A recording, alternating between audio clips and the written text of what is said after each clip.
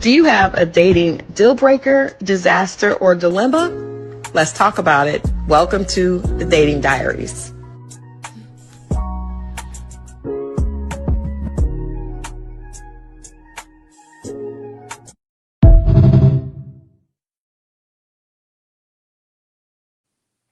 All right, happy Wednesday, and welcome to Dating Diaries. I'm Christal XO, along with what's my name? Scorpio Moe in the building. Hey, did y'all miss us? We missed y'all. I missed y'all. I did. I was like, I hate when we miss a day. I hate when we miss a day. I was gone Friday. I had to work. But you know what?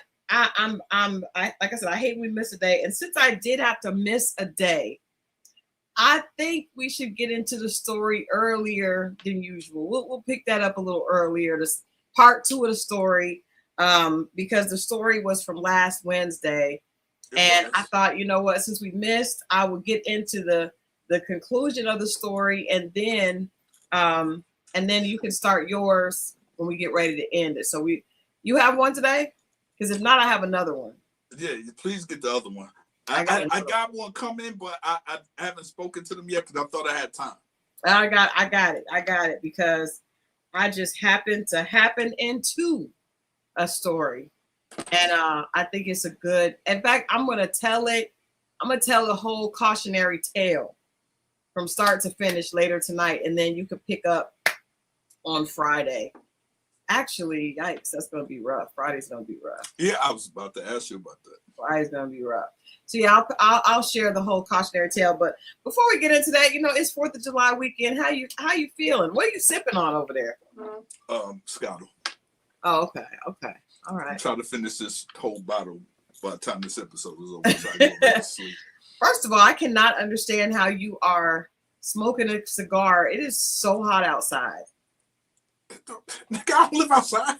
I know, but when you come in, like even walking from the car, I ain't gonna hold you. Hot. These last 2 days, they were record days to be exact. Here in Georgia, we're having a heat wave. We're having a heat wave here. And when I step outside for lunch at my job, boy, that shit just woof. And that's what I'm saying. Like, I'm in the house now, but a cigar just seems hot. If you wanted the shade, straight.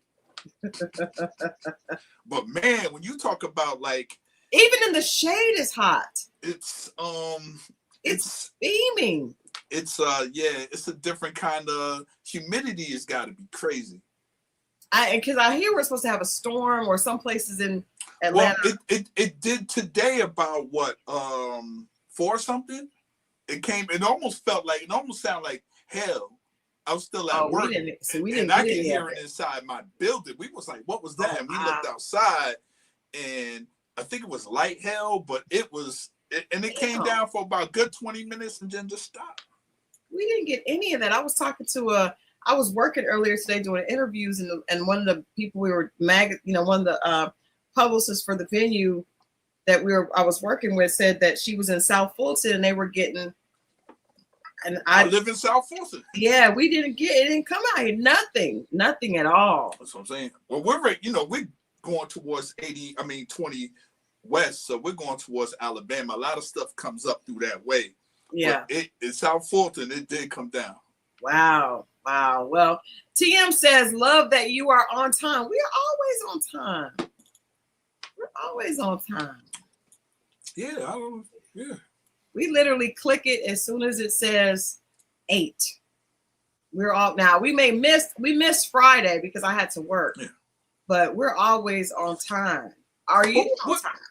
What up, everybody? I mean, we ain't seen y'all in a week. I've actually spoken to Christal since I know.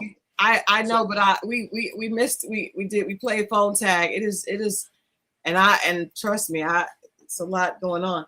But yeah. So, you know what? It's a couple of things I saw before we get into tonight's conversation. You guys know thank you. He says a lot of creators are not. Well, we are on time. Oh, you were phrasing it like that. Okay. Yeah. Appreciate that. We do try to be on time. First of all, we appreciate the fact that we have so many people that are here on time. And if we miss, they will hit us up And now, I will say this. You're right. Now, if Edna is here early, that's when it's a shock. I'm just gonna put that out there. If Edna and Haitian Empress are here early, that's when it's a shock to us. That's true. They're never here early, and then but they be Joda. Here, but this. They come in later, and then they will announce themselves. What's up, Lakeisha? Lakeisha is a lot of times on time. Lakeisha's usually like in the evening, the first, one of the first ones. I appreciate that. She was here at 8:01. I love that. Okay. But you know what? A couple of things I wanted to chat about quickly before we get into Hey Speak 515. I want to talk about the fact that we saw that Marceau, we did it a couple weeks ago. We talked about Love and Marriage Huntsville and the relationships on that show. Marceau was arrested. And shout out to Millie Chun. That's another content creator. She's a dope content creator that does a lot of Love and Marriage Huntsville updates. And thank you. Yeah, she be on it. She's on it, and she actually lived there. I didn't know that she used to live there in that makes sense in Huntsville, because she definitely has the 411. But I listened to her because I kept, I saw there was a lot of outlets that shared that he had been arrested. We saw he was arrested. I think I texted you. I was like, what the hell? And I was trying to figure out why. And it was for Hey You There said battery or something. Hey You There is here early. Thank you. What's up, girl? Says she's originally from Mississippi. And I know that she's not in Huntsville now, but on that clip she said that she lived in Huntsville for a number of years. Anyway, she said that Huntsville closes down early. And I've been to Huntsville a few times, and a lot of towns like that though. There's not real. Actually, you know what? I don't really think there are any. I don't know any cities that have a lot going on late nowadays. Like back in the day when you would go to New York, things would be popping all night, and it felt alive. The city didn't sleep. There was the city never sleeps. But New York doesn't feel like that to me now. Now I haven't been since the Knicks won. Well, because they don't have any clubs no more. Yeah, all the clubs are out or in Jersey, and people really don't like talk, like it's not the same type of energy as it used to be, like with the clubs, with being on the list, with the VIP and the red, like it's just not the days when Edna was out doing her thing. Those days. Hey, now Edna, this Studio 54 possibly. I'm saying Edna was back when New York was popping. And it's not. I do agree, Lakeisha. I think a lot of businesses adjusted post-pandemic, specifically New York, because it just feels different. Even not in a club, but even you would go, in Times Square, and it would be like just people walking, shows still going. It doesn't feel like that. What's up, Tammy? I mean, you go through Harlem, and especially this time of year, there's still a lot of young people outside, but it's not like it was before. The young people have different energy. But I will tell you something most people do not know about New York. New York doesn't have a Walmart. It doesn't have a Walmart? There you go. No. Queens, Brooklyn, there's no Walmart in New York. Really? In New York City. In none of the 5 boroughs, there is no Walmart. So just think about that. The city that has everything does not have That's Walmart. Crazy. And I go to New York a lot, but whenever I go to New York, I don't have a car. I stay in Manhattan. I'm always there for work, except my son graduated from school there. So I went to his graduation. That was the only time I went there. But outside of work, but when I'm there for work, I stay in Manhattan. I don't have a car, and I have no need to go to the Walmart. I'm there to do business. So other cities I go, and I usually get a car, and the first place I go, if I go to the store, I'll go to Walmart. I never even thought about Walmart in New York. Now I will walk to get a slice of pizza. But I think one of the things is that New York thrives on the small business, the mom and pop, corner stores, or whatever it is, and that would finish him off. And I don't think it needs it. Yeah, I never thought. I'm surprised they don't have one in Long Island, though. But let me get back to why I brought the timing up. the reason I brought up the timing and the fact that Millie Chun said that, you know, Huntsville doesn't have anything open late is because Marceau was arrested at 5 a.m. for fighting. And we don't know with who. I'm assuming it was, you know, with a man, and I'm assuming it's because of his mouth. The charges were like harassment, and it was like a low level type of assault. 5 a.m. and Black was not open. I don't know if they were, it wasn't open to the public. Well, see, that's where I was about to go with. I was like, was it a situation? Because when you have places like that and you cash everybody out and clean up and bus boys and all like that, it gets kind of late. And then people wind up talking, and before you know it, I done left, and the sun is damn near coming up by the time I got home. Yeah. So it's possible, but we don't know. But that's interesting, though. It is, but I will say this. I don't know, but what I will say is Marceau has a very smart mouth. Right. And I would be willing to bet small amounts of money that his mouth got him into an altercation. Because he always says stuff specifically to other men, like when Courtney and Stormy run the show. He says little shady stuff that's smart ass that I think most men would not take kindly to. Like even Martell, like he and Martell almost got into it, but it wasn't from him trying to fight Martell. It was from Martell being tired of him and trying to square up on him. So I think he's one of them kind of dudes that has a smart comment to say, and sometimes your mouth writes a check your behind may not be able to cash, or that somebody else may not. I have a scenario. Okay, I'd love to hear it. Now, mind you, this is not real, y'all. Right, this is just our. This is just Mo's perspective, imagination. Right. Yeah, I don't need a lawsuit. So here we go. Let's say allegedly he was arguing with a pimp. And he didn't want to pay for services rented. and he was arguing with a pimp, and they got into it. What type of services? So, because what are you saying that Marceau purchased? I'm not saying that.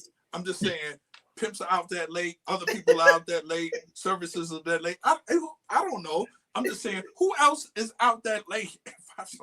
Who else is out there that late? Who else is out there that late? Marceau got into it with a pimp. The pimp beat him with his hat. You know, they good for that. They take their head off and beat you.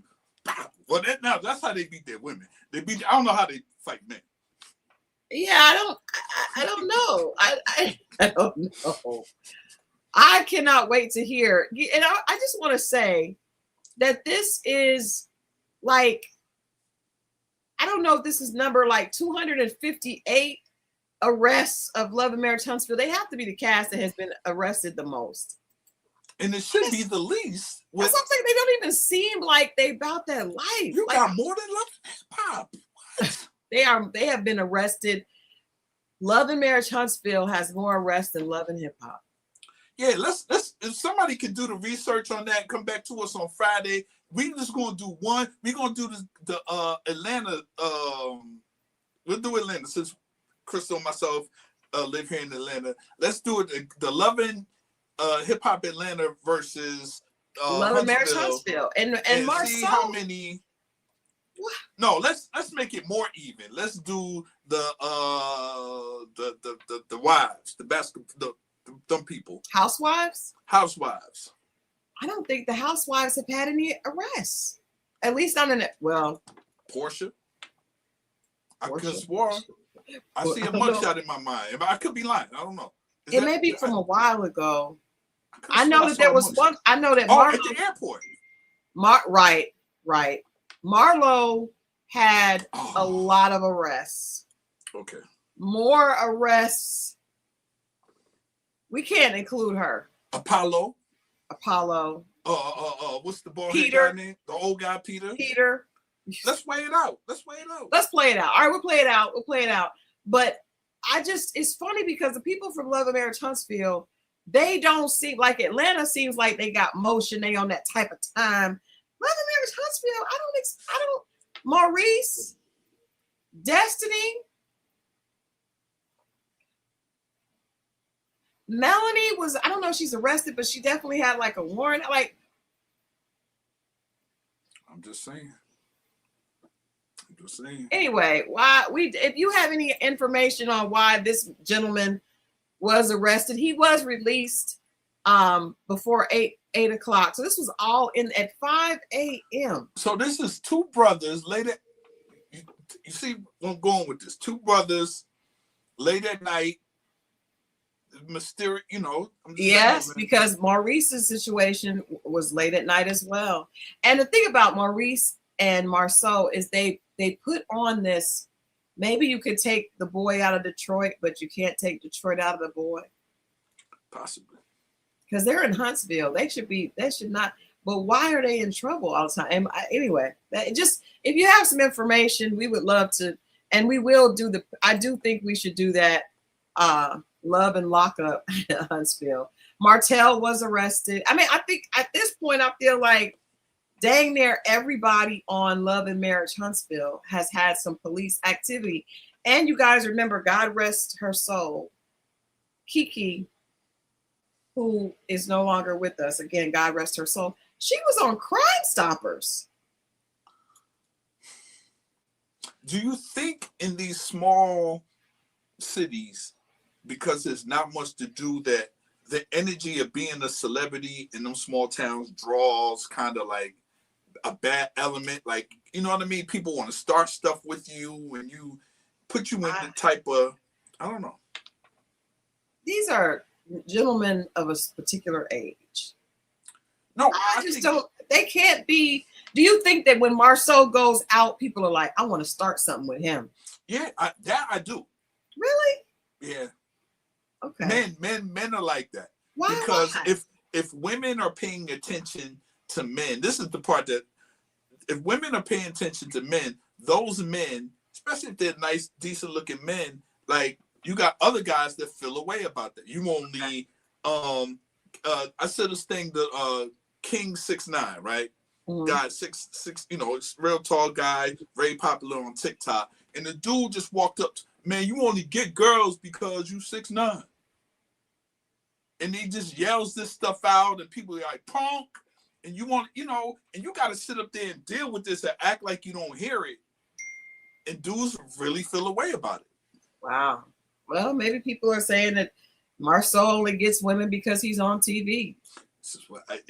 Somebody's wife sits there and watches them and it thinks nothing of it. Then all of a sudden they're out somewhere. And she's like, oh, there goes such and such. Do you mind if I get a picture? Nah, he don't like, you know what I'm saying? Right. That happens. Okay. Dion, thank you. Someone gave me a compliment on my locks.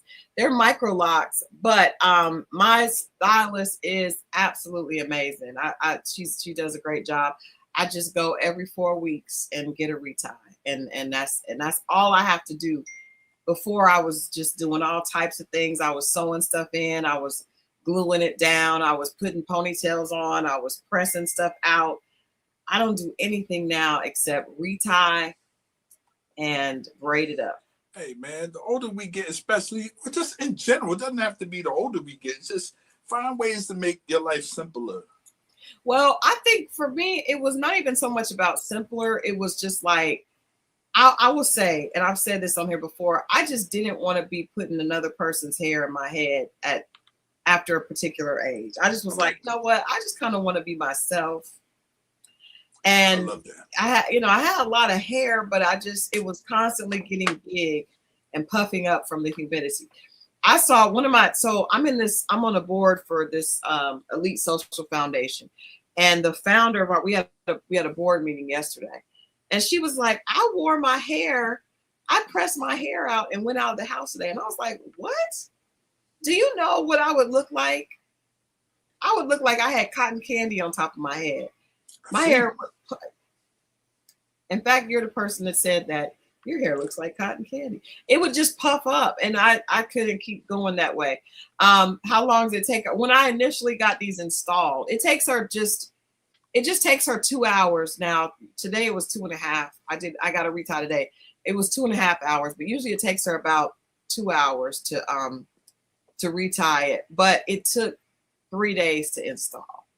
But hey, that was a year and a half ago. So anyway, that was just somebody asked about it. I had a whole Jackson 5. I did. I had a Jackson 5. And then I would braid all of that hair down and put a wig on top of it. And I just, ooh, that'd be too hot for today. It would be too hot. Like, that's why I was like, I'm gonna be hot. The wig is slipping back. It wasn't good. So this is better for me. But you know, everybody, and I think you have to find something that fits your personality and find something that fits you. And this, I finally found something that I like. It took me 5 years to commit to this though. I thought about it. I talked about it. I got tester locks. I cut them out. I did a whole bunch of stuff. And then finally I just locked in. But anyway, let's move on to, you guys know this is Dating Diaries, where we talk about dating deal breakers, disasters, and dilemmas. And I wanted to ask a question of Scorpio Moe. I don't see any of our resident fellas in the building yet. I don't see Where's the Juice or Mandingo or, you know, any of our guys. But I want to ask this question. So Mo would just have to hold the fellas down since we don't have any of them in the building yet. When you are dating, can you give us an example? What is one thing a woman did that instantly made you think she's not wife material? Let's see the answers. A lot of times, I saw this on Facebook. A lot of times we hear guys say that when they met a girl, they thought that she was wife potential, or she had wife potential, or she was wifey material. And I think most women think that they're wife material. I heard Portia said that on the Real Housewives of Atlanta. She said that she is wife material, and maybe she is. She's been married several times, but I don't think of, that's not how I think of wife material. So I thought we should ask a man here, what is something that a woman can do that automatically takes her out, in your opinion, from your perspective, that takes her out of that category of wife material? What is something a woman has done that instantly made you think she's not wife material? The mouth. First thing that comes to my mind is this. It's the yapping. And it's not so much of the yapping. It's what she's saying. The filthy mouth. You know, just that attitude. The attitude is a big, and I'm not saying we can't get to a place if it's honestly, if you're pushed or if it's called for such a thing, but I've seen it over the simplest things, and just, but it could be the attitude, but then even the trucker mouth, period. Why are you cursing like a sailor? And I don't envision that. That's not, you know. Now, one night stand, I'm with it. I probably prefer it. You know, it goes along with everything else that's happening on a one night stand. Yeah. Why not? Mm-hmm. But when you talk about wife, you kind of, as men, we blend the wife into mother, possible mother.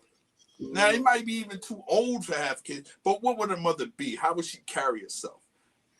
Like when you see these women out here, like you people from our generation, I'll just say that. When we were kids, we never saw our parents dance. Maybe at a wedding, slow dance, but we never saw them gyrating. Not gyrating. Maybe a little two-step. My mom danced. Maybe in the house. Like the hustle, but you ain't see them humping nothing. We did not see them twerking and gyrating. That's what I'm saying. These kids are seeing all kind of stuff. They ain't, man, listen. Hold on. I seen my grandmother do the Charleston, whatever she was doing back then. My mom was a dance. She liked to dance.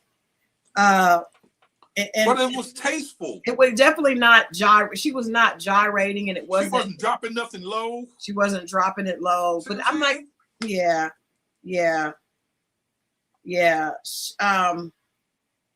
That's a good point. I'm trying to think of something else. Can you give us another example? Because I think that's definitely one a lot of women would not probably know. That. Are you serious? I would think that would be obvious. Mm-mm. That's why I'm the older I get, the more I realize that there's a huge disconnect. And then how she carries herself around other people, mainly men.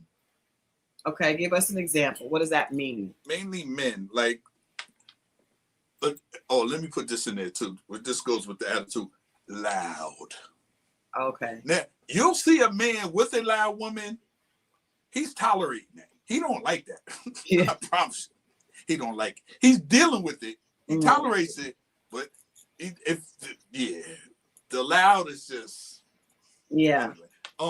So hold on. Where's the juice says some women don't allow you the space to express your opinion. It's even worse when she has a few more degrees on her wall than you do.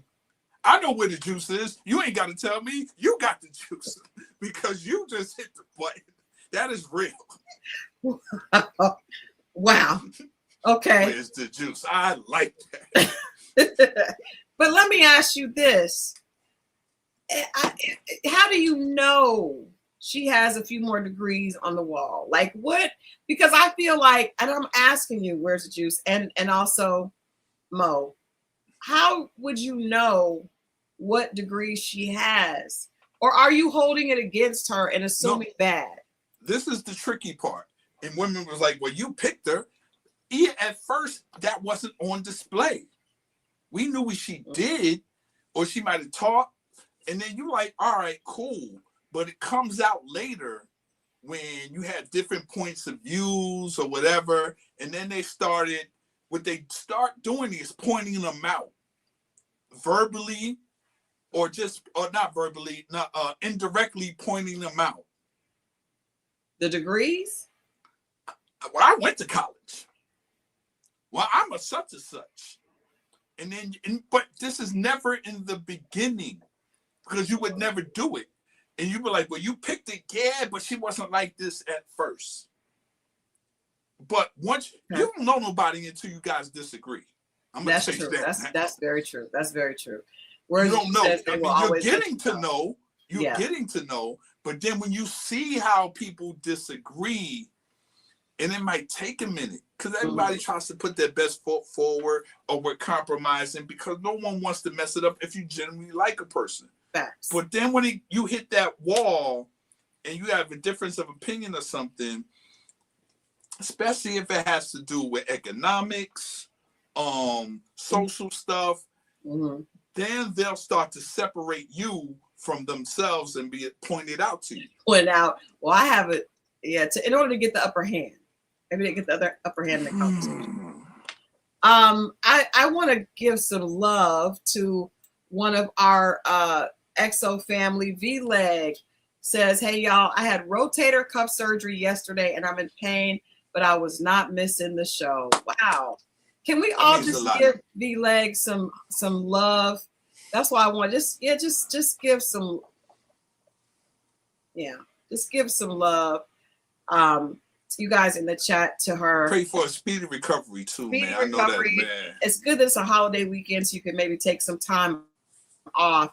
And it's crazy because my mom wants to. Well, she's supposed to have rotator cuff surgery, but she does not want to, and so she is avoiding it. So I'm wondering if what your experience will be like. My mom is 76, you know what I mean? So it may be a little different for her because of her age. But I have a friend that had a knee replacement and a hip replacement.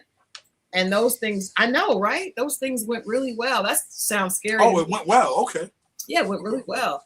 Said that she had a better time with the new hip than the old hip. Yeah, thank you guys for sending that. Be like, we're sending you all the love. Thank you, T. Thank you, Miss Riley, Blondie, Monique, Lakeisha, And yes, you guys, thank you so much for sending that love to her. We definitely are wishing you a speedy recovery, and thank you for hanging out. Hopefully we can make you laugh and take your mind off of it tonight. But yeah, I thought that was interesting what men deem to be wife material and not. Now I have another question. Earlier this week, we did a show on the reprint on Monday, and I had a gentleman on that's like a mental health advocate. Is Keith Brown. He's a motivational speaker and talks a lot about men's mental health. And in the mental health, I thought about you because one of the first things he said, he talking about how a lot of times men can't show their feelings with their partner because the partner may not support them. They may throw it up in their face later. They may penalize them if they share their vulnerability and all this stuff that we've heard you say a lot. And then he also, so I asked him, and I want to ask you, and where's the juice? And if there are any other guys listening that want to chime in. So we've heard men say that for so long that a lot of times women don't support them when they are down, or some women, not all, but some women. You can't cry in front of them. You can't tell them your vulnerabilities. However, what are some characteristics that you all as men can look for so that when you are in a relationship with a woman, you are picking based on her ability to support you, as opposed, because wherever we are, and men and women is together. Tonight's episode is about accountability, and we have to take accountability. If we keep ending up with the same type of person, what are we doing? What are we putting out that's drawing that to us? So I would like to ask you, and I ask Keith, what can men do so that they are attracting or they are moving forward and pursuing relationships with women that will be supportive to them? And we don't have to keep hearing the same narrative of women don't support us when we're down, because that can't be all women. No, it can't be. And that's a great question. I mean, thank you for that. Wow. It's tough because at first it looks like the same thing as everybody else, because these women, it feels like they don't start off that way. Mm-hmm. So you don't know until you hit that wall, or until you run up against something. Mm-hmm. And then it's tested, because even if you say something to them, I don't do that. I would never do that. You know what I'm saying? But I think how you watch how they operate with other people, mm-hmm. how sensitive they are to other people's needs. And I don't talk about like their kids. I'm talking about their friends, mm-hmm. co-workers, how insensitive they are or sensitive they are to people around them. Right. I think a kind spirit, I think a kind spirit and a kind soul. I think those are the things that look forward to. Mm-hmm. And dag, I don't know if I should say it, but I'm gonna say it anyway. Mm-hmm. If you have a woman that goes to church, right? Okay. And even if it's online, she can't go that day, it's online. She just looks or whatever, but she still represents, or she still watches, right? And then let's say someone needs a prayer, who has an ailment at church, an elderly lady, whatever, or like the surgery we talked about, right? Mm-hmm. And it was like, you know what I saw at church today, or know what the word that I got, or I saw this, and I'm getting to the people that have compassion for others. Okay. It doesn't even have to be at you at first, because mm-hmm. how they treat others will be you. So we always talk about I've talked about like customer service. Watch how they treat the waiter. Watch how they treat. Mm-hmm. All right. Well, it goes the other way. Yeah. Watch how they treat customer service. Watch how they treat their friends. Watch how it goes the other way too. So I don't want to always be negative with it. Yeah. Yeah. So a lot of times you don't have to wait for it. You can see, even if a person that they have an issue with, how they handle it with them. Mm-hmm. Then you got some type of indication on how it could possibly be with you. It's not 100%, but it's. But I think, yeah, you're making a better choice, and I think that shows an emotionally intelligent man when you're looking for those type of characteristics, as opposed to just, I want her to be fine, right? And the booty gets in the way. I'm sorry, when you're young. And that's why we're asking you all. Yeah, but this is so for me as a man, this is what I have to give to younger men. I just can't be like, yo, man, I see you, nephew. Right. I see what you're doing. You know what I'm saying? I gotta pick his brain, or you know, I gotta feed him something. Yes. You know, we talk about young Jeezy, yo, we gotta feed the streets. We gotta feed the streets some other information. Yeah. It can't just be street stuff. We gotta, whether how to treat a woman or how to look for a good woman. Mm-hmm. Once you know, don't gatekeep. This is not a club where you're trying to, oh, the dress code, you can't come in. This is information that you're going to treat. Somebody could be teaching your daughter how to treat your daughter the right way. I think correct me if I'm wrong. I think that's why I wanted to have this type of conversation. And that's why I asked Keith, and I want us to keep talking about things like this, because I think that with men, there's this feeling that that's not the cool conversation. That's not the socially accepted conversation. The socially accepted conversation is, how fine is she? And is she bad? She bad. She got a la. And it's not ever about the other qualities. And then as women, it feels a little hypocritical that we constantly hearing men talk about, well, they don't want me unless I got money. But it's like, every woman is not like that. So why are you all picking those women? And if you know better, once you're older and you are experienced, then why are you not saying something? That part, if you know better. So to those men that don't, maybe they don't know better. Maybe they don't. Maybe they themselves haven't seen better. But for the guys who have, like, pass down this information to these young brothers, man. Like, it ain't all that way. There is some. I really tried. Like, I really tried to give, because there's so much of the other stuff through music, through social media now, that they get that we got to counter it with real life experiences. Like, I got this young guy, somebody today, yo, man, yo, if you got any old clothes you don't want to wear, it's a grown man now. He got to be like 32. Asking me if I got any clothes. Like, you know, I like the, will you shop at, yo, if you got something you don't want to wear no more, I'm dead serious. Well, maybe, you know what, I at least he didn't allow his ego to keep him from asking for help. Right. But here's the thing. But if I see something, or if he comes to me with an issue about a young lady or whatever he's going through, more importantly than the clothes is information. The clothes can get played out, you can lose them, but the information, as long as you got a sound mind, you can have that forever.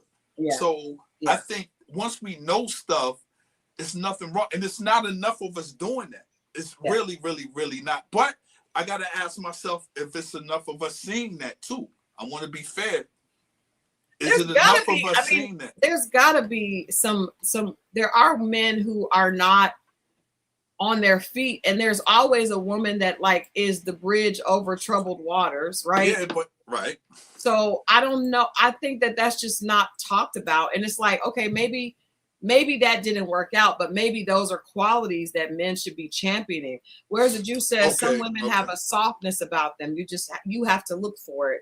I always ask if she has a brother and are they close. If she does, especially if she's an older sibling, that's a great sign. Oh, yo, what's juice? You on fire? Yo, that's very, very true. I look for that. I ask because I find those women to be more understanding, and at least they're going to listen or take in, or they have some type of understanding or reasoning and understand how men move a little bit better. And it's not to even say it's right. They kind of know and be like, okay, they do man speak. They understand how men talk. There you go. And there you go. That's perfect. That's perfect. Especially, to me, it's the other way around, especially if they have older brothers. Yeah, that's why, because a younger brother, I have a younger brother, and I pretty much, the oldest is the leader, in this situation. Right. But I was also, most of us, especially from our generation, if you're the oldest sibling, your job was to take care of the younger sibling. So you didn't have a choice but to have that nurturing, because you're going to influence him more than he ever can influence you. Yeah. Now he was protective. For the most part. My brother became protective of me later, but we were, pretty much the dynamic is the older sibling is the one that is more of the leader. I want to move to another point, because Monique said, she says, support a man's decision, even when they're wrong, never say, I told you so. And I know a lot of women are going to not agree with that, but I surprisingly am going to agree with that. And I'm going to give you guys an example. So I don't know how many of you guys are still watching the second season of Heart and Hustle. Heart and Hustle came back. This show is set in Houston. It's on OWN. And this is Elena. If you guys remember last season, her marriage was in turmoil. They've been married at this point for like 17 years. It was 15 years initially, 14, 15 years. Before they got married, the husband stepped out on the relationship. She went ahead and got married. Now she's in a place of unrest. She's not happy. She feels like he's not trying. And so she brought up this old infidelity. Now, I want to be the first to say infidelity hurts, and there is no time limit on his part, correct? It was on his part, but there's a plot twist. So at the end of the season, in addition to, she was giving everybody the reasons why she's over the marriage and she's really not feeling him, right? And it came out that he invested some of their money. She was the folk. They have a business that was together. The two of them had a company together. She was the face for it. It allowed her to have the social profile, and he was the support. Well, he wanted to also kind of have his own thing. So he wanted to bring money into the house. And so he attempted to do some day trading or some investment, and that went wrong. She looked at that as if that was a betrayal. And she really, really, was like, I can't trust you. You messing with my money, right? So that's how the season ended. It came back on, and all the women are at odds. It's crazy. They're all fighting. I think they're semi in a good place now, but I'm talking about her. I'm talking about Elena. So we see that they're not together. In fact, she's kind of filed for divorce. This is a picture from last season, because now she got a whole new look, as most time women do when they go through a breakup, and she's feeling herself. She feels like this is her time. I want to say, as a seasoned woman, I feel like she's 100% in the wrong. And I'm going to tell you why. The husband made a mistake, right? And she started saying, like, you mess with my money and my future and my da-da-da-da. To me, that's the first problem. Because if you are in a relationship, it is not supposed to be your money or your future. It's our future. It's our future. So she says that she had a conversation with her mother. Her mother backs this up. That's another problem with us in our community. A lot of times, the mother should say, hey, that's your husband. You guys are one. It's not your money. It's not your future. It's the two of you, not just you singular, but ours. But the mother is like, yeah, just basically backing her up. The problem I have with it is this, and I admit I probably would have agreed with her when I was a lot younger, right? Before I kind of understood, we've been taught the wrong thing. So everybody who has had money has made mistakes with it. Everybody, we all make mistakes. I can say, as we talk in our accountability, conversation tonight, I have fumbled money before of my own. Does it feel good when you do it? No, it doesn't. It's embarrassing. You're mad. You're upset, but you can't stay there, right? So the idea that if I fumble my money, it's okay, but I cannot allow my husband to make a mistake. I'm not saying that she should have been happy with what he did. And I think his biggest mistake was not talking to her about it, because the whole purpose of being married is you have a partner that you're talking about before or after. He should talk to her about it before. What happened is he did it because he wanted to be able to do something on his own, and bring it back and show her and her be proud of him and get the attaboys. We know husbands love a cheerleader. We know that. But being angry at him and kicking him when he is down and seeing it as you betrayed me is really not the way a wife should look at it. Also, as he revealed, because he went to talk with another husband and wife, she cheated on him afterwards, right? So the fact that I feel like she was able to glow up because she was the focus of the business. She was the face. He was behind the scenes taking the pictures and doing that. So she outgrew him as far as her access, what it looks like. And I feel like she started seeing him as her employee as opposed to her partner. Is this the real estate people? This is not the real estate people. This is the remember it was all the girls and the husband. It's 5 of them. One of them is, this ain't the one that had the family with the real estate and the daddy had okay, not that show. Okay. No, that's not. This is the other one. They're from Houston too. That's they are from Houston as well. Carl, I think this is. I believe this is. I don't know if this is Carlos. I believe it's Carlos. I can't remember. But those of you that have watched the show, chime in if you can. But I feel like she is a cosmetologist. I don't feel like she is trying to be that way, but I do feel like she feels that she has outgrown him. She's bigger than him, as in terms of the place where they both are, right?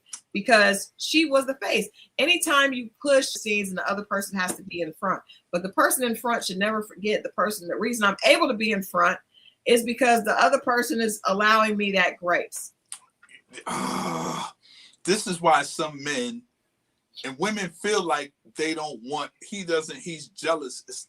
A lot of times it's not the jealousy, it's how you carrying it. Yeah. And women swear he doesn't want me to be great. He's jealous of my success. It's not that. The ego that comes with, and we see it in males all the time. Yeah. He could be single and just have the ego out of this world. Mm-hmm. But some guys even taught this. It was like, forgive me, that's a pimp. A pimp will tell you that. He's like, I don't give her no money, no dough, because that famous line to Matt. I keep her looking good, no dough, because she gets some dough. She's subject to lose her mind. That's a line in the movie The Matt. You can look it up on YouTube. And that philosophy, I understand it from that aspect, but a lot of men feel like, it's like we never talk about women ego. We always talk about men's ego. That's true. And which we do, but we don't have to be in a relationship to have the ego. No, that men don't have to have anything. We'll just have it single and the big head and walking around. Bro. But being the dynamic is like this in a relationship, and then it switches. Yeah. We never talk about the woman that feels like now I'm past him. That's true. What does that feel like? That's very true. I just think that in a relationship, you have to be able to allow your partner to make mistakes.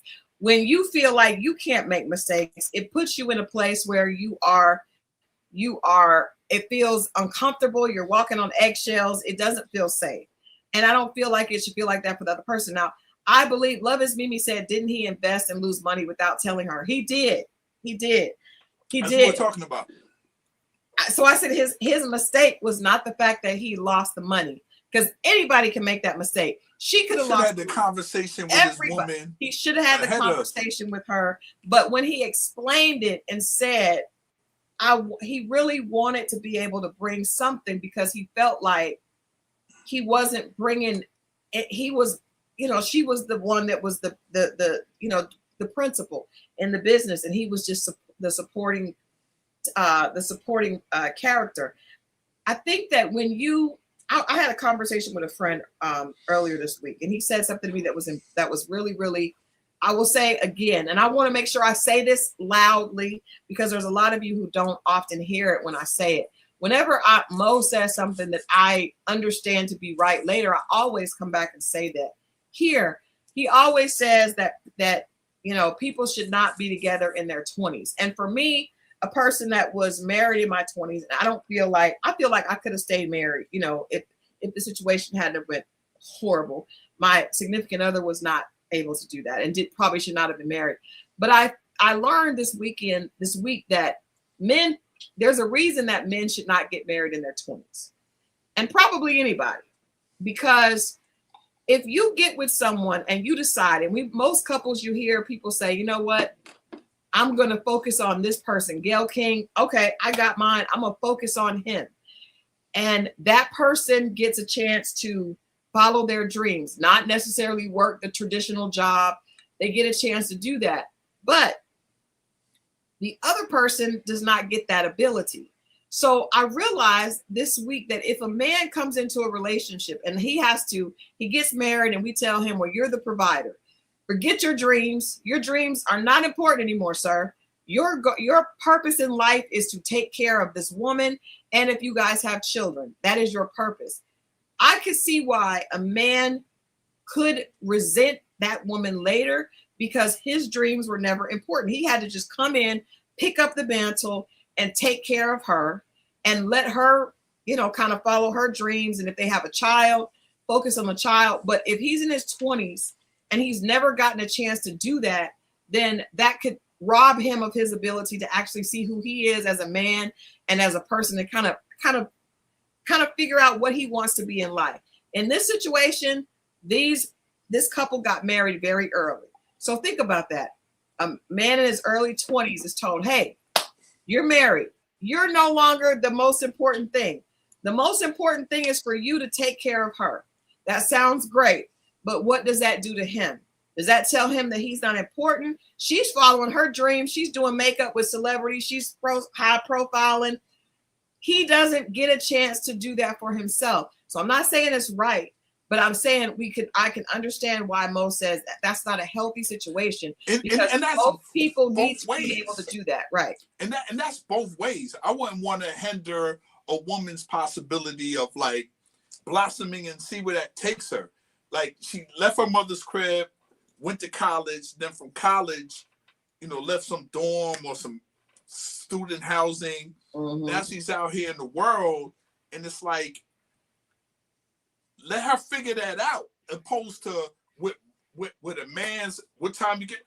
You just left all these phases of authority, yeah, without having the answer to anyone and figuring out things, without, God forbid, as a child involved. Yeah. Like, see where that takes you. And then, you know, and I'm not saying don't date and have a good time. I don't want I'm not saying that. I'm saying when it comes to, like, see where this journey takes you, because your 20s, I think, are supposed to be for you. But you gotta be careful with that date and have a good time, because date and have a good time can produce a child. But that's what I mean. Hopefully, yeah, you're being responsible enough, and you're not being. I'm just saying, be young and enjoy yourself responsibly. Like we say, drink responsibly, be responsible. You don't have to lie to anyone. Keep it real. But more importantly, be in a position to put you first. Yeah. Yeah. And figure out your life from there. And then you can live with, I woulda, shoulda, coulda, man, I should have just. That's what your 20s are for. Because you know what people in their 20s do more than anything? They mess up. Yeah, that's true. You don't want to mess up with somebody else, and now you're responsible for these other people. You mess up, it's on you. When it's on you, you bounce back a lot quicker. Mm-hmm. That's true. But see, that's the thing. I think that's a perfect point. With her, people are saying, well, he messed up twice. How many mistakes should he be allowed to make? They've been together 17 years. In 17 years, he's not the only person that's made mistakes. Just being real, ladies. We got to be real. He's not the only person that's made mistakes. She's made some too. He alleges that she cheated as well. Even if you cheat back, that's still a mistake. But we cannot hold men to a higher standard than we hold ourselves. When I was single, I lost a good amount of money in a business deal gone wrong. If I was married and my husband made that mistake, would I hold him to a different level of accountability because he made the mistake? Are we acknowledging that we also can make mistakes? Now, he was dead wrong for not telling her, but her response of, he's messing my money up. When he's supporting you, that's a problem. So he has access to your money, not your money. And because now that'd be different if they work separately, but because his role is to support you and your business together, that's very hypocritical and very ugly. Yeah. So if it's only your money, then you need to release him and he should be doing his own thing. He should not be working for you and the money belongs to you. That just and he should have been paid for hire. And I'll also say this. Yeah, he's paid for hire at this point. And you're not respecting him as a partner in life or in the work, in the job. I also just want to say, and again, I'm definitely a woman that understands infidelity hurts. But at the point that you choose to be married, and you guys have been married 15 years, you have to hold some of the responsibility for moving past that infidelity that happened prior to the marriage and bringing it up as a reason for wanting to get out the marriage. You should have never did it in the first place. It feels a little like you're looking for something to use now that you're in a better place. To get out. I just, I think you're looking for out, or at least looking for a way to make him unworthy of you, or to justify even more probably to yourself. Yeah, the mess you've been doing on it. You see what I'm saying? Or just the fact that you no longer want to be with him. Now she says she wants to keep her family together, but I feel like she's struggling with this idea that a lot of women are dealing with now, specifically younger women. I could do better. I know I could do better, but that is not the right. That's not the right outlook in marriage. Can I ask you this? If you get someone, because I know this sometimes happens to men, not all the time, but sometimes you reach that success, and you want to know what you can get with that success, what you have access to, right? That could. And you don't have to answer. You can dress the way you want, get the bag you want, see what type of take the trips you want, and not have to be tied to anything. And then he kind of is like an inconvenience at this point. He's holding me down. Right. And that goes both ways, because I don't know if I'm asking if women feel that way, because I know there are men that feel that. Not all men, but there are men that want to experience what it's like being single with this much money and this much access. But that's also a man I feel like doesn't know who he is, and maybe that's why that's young. But you know why he doesn't know who he is? Because he never had that kind of paper before. And what would have been with this money? But now the problem with that is that that's your master. That's what I'm saying. So you don't know who you are, because if you're a person that gets something and then it starts to make you look at other people around you less than, then you're getting ready to have some hard realities, because that if you're judging the people around you based on what they have, specifically when they've been pushing you up, like that's wild. That part is wild. But I've seen it.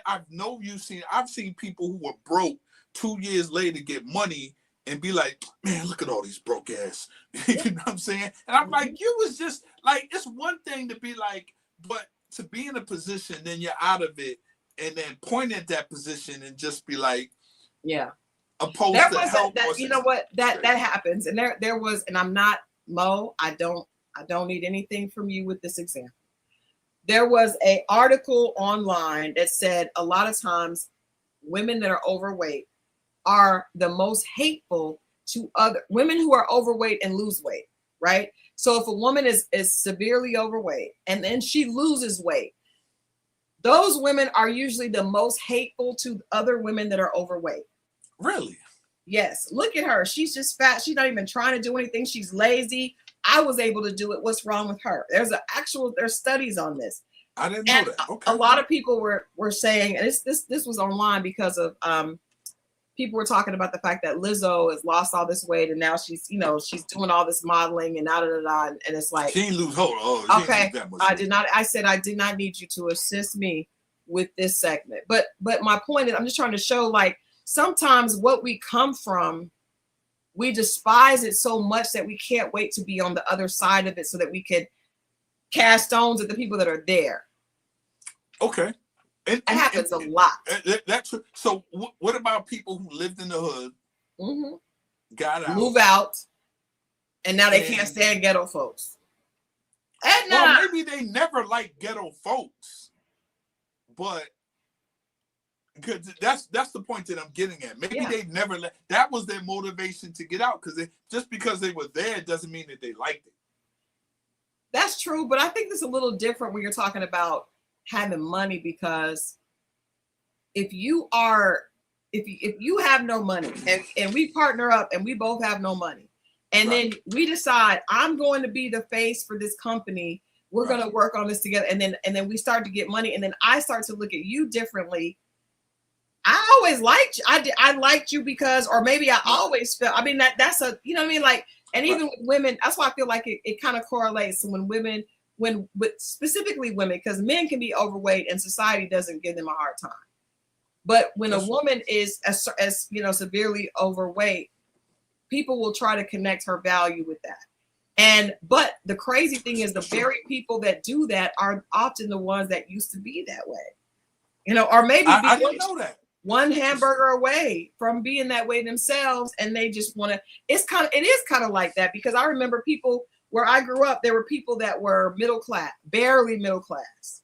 Now I realize they were barely middle class, and then they are the biggest haters. We don't want the people that are lower class around. It's like, you barely are middle class, but you're the biggest antagonist of the people that are.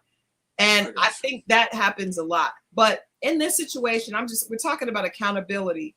And I don't even think that Elena realizes this. I feel like she is just moving on how she feels in this marriage. And she wants a partner that she feels is more of a equal for her. But I think that she's not looking at what she could have contributed to that. And I think that's an important thing for us. Do you think there's anything she could have done in the process of her being built up? Do you think she could have somehow built? I think that you don't know until you know. Okay. Right. So I think, like, I feel like and that's why I feel like these conversations are necessary. If you have a partner that's willing to put themselves on the back burner to support you, right, you need to go over and beyond to appreciate them and to bring them with you. Yeah. The problem is, and this happens, like we talked about Gayle King. She talked about, I put him through school and then he cheated on me. A lot of times that partner that is getting the benefit and the luxury of chasing their dreams does not appreciate the person that is making that possible for them. And that is a huge problem. And I guarantee you will regret that later when you fumble a person that was willing to fight for you, to give you the shine. It takes a lot of humility to do that. Most people don't have that. So to play devil's advocate in that situation, let's just say like Gayle, she might have, I hate to say throw the money because they were married, but she put him through that, but ignored him in every other way. We're saying possibly. Possibly. Yeah, possibly. I don't know. I still think it's crazy, but I'm saying, yeah, you did that, but he felt lonely, he felt neglected, sexual, all these things, but yeah, you did that. But this other thing, like I wasn't emotionally, like you weren't there on that other part. I just think for that, because I hear that a lot. I think if you feel like, yeah, I'm with you, hey, you there. I think that he should not have gotten married, because when you cheat with a best friend, that means you are jealous and you don't respect me. You want to bring me down. It's personal. So you cheating with my best friend is personal. I think that accessible. But the fact that you cared so little for my that part. That and then the fact that I like that better. Yeah, you cared so little when I was giving you the luxury of doing something that you really would not have been able to do on your own. Yeah. That's a problem. I agree. He wanted to make her hurt, Tammy. So I feel like this. If you are a man, this is my public service announcement to men. If you are a man who is considering having an affair on your relationship, and your reason is that you're not getting the affection you want, you're not getting the intimacy that you want, you're not getting the attention, it is your responsibility to open up your mouth and voice your grievance and to share with your partner exactly what you need from her. But when you don't say anything and then you go cheat and want to use that as a reason to justify it, you're on some bullshit. So I just want to say that. I will take that one. I will take that one. I respect that one. That's the one. The other one, I know a lot of times it feels like he wanted to hurt me. I don't know if that. I think he tried to get away with it without. That's why it was hidden and he got caught. It being so close, I think a lot of times it's because that's what he has quick access to. But think about it. I mean, think about it because I'm not justifying it. Yeah, but think about this though, because you've had situations where you probably could have done that with a girl's friend that might have cheated with you. We've talked about that, right? Might have flirted with you. Somebody's friend might have flirted with you. What kind of headspace do you have to be in to have a sexual affair with someone's best friend consistently? That is not just accessible. You really are on some other stuff because it's different if it's a one-time thing. But for them to be a family friend in your house and you're consistently doing that, you want to hurt that. That is I don't know if it's hurt more than maybe you resent them. That's whatever reason. And so when you resent, your natural response is to try to do something to get at them. Doing it and just be like, but yeah. I mean, it's no excuse for it. Like it's all crazy work to me. And not to saying the woman that she doesn't know at the grocery store is any better. No, I'm just saying for it to be that close is insane. It's intent. Careless. It's intent. It's like how you can have attempted murder and you can have murder with malice because you didn't necessarily intend to do it. If you meet a woman at the grocery store, and she happens to flirt, that might not be intentional. If this is your wife's best friend, that is premeditated. You can't. Nah. It's definitely premeditated, and this is the tricky part. Like you having someone find around your mate, and it might be your mate's type, and throughout the time, it's cookouts and gatherings and graduation. They're lusting after them, and all they need is an opportunity, and they're on go. That's how that happens. Like he's seen them like, oh, and she keep coming around, and I'm not saying it's right. But that's a low. That person their intent is bad because 1,000%. Yeah, because you can have if you have a girlfriend and she has beautiful friends, you can't be like, oh, I keep seeing them and they keep coming and I don't know what to do. But you know what the dude say in his mind?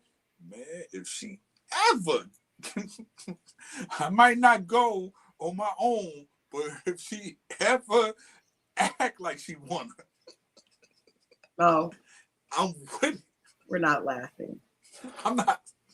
No, because I know somebody that was in this conversation that had this conversation with me and was like, man, I'm never going to say nothing to her. But if she act like she want to, that person had a bad character. No, definitely does. Definitely does. Do you? Yeah, I think you met this person before. But yeah, definitely. Yeah, Edna Talk said that's why was it Mary Jo Buttafuoco crashed out and unalived her ex? No, 1,000%. Because she put it through law school. Yeah. But hey, man, master your desires, brother. Even if it is a situation like that, man, don't let that mess up kids, family, the whole like. But so we're saying that you everybody has to take accountability for what they do. And if you do that, that is a premeditated situation that really has less to do with with them and more with you. I hope that Elena is able to see herself in this situation, but I just feel like we have to be honest as wives and say, you know, hey, you can't, it's not your money and it's not your future. Should he have told you? Yes. But should you also have space for him to make mistakes? Yes. And guess what? Money is replaceable. People are not.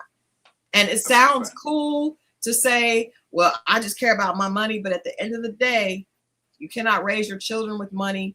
You cannot, money does not love you back, and it will come and go. Your career could go up and down. It is what it is. So with that being said, I want to move into the story I had. Actually, you know, I have a clip, a video, and then we'll go into the story.